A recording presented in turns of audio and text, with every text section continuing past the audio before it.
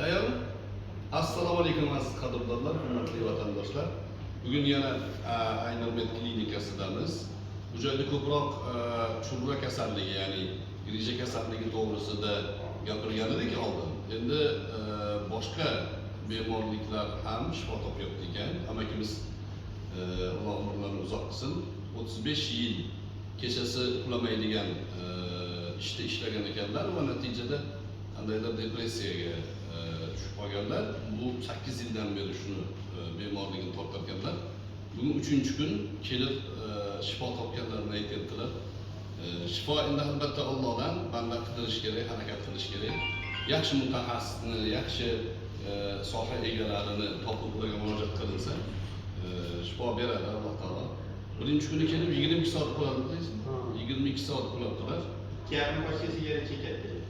Endi bundan bu yoqda yana shu Aynurmet takliflarini, tavsiyalarini davom ettirsalar, nasib bo'lsa bemorlikdan chiqib ketadilar degan umidamiz.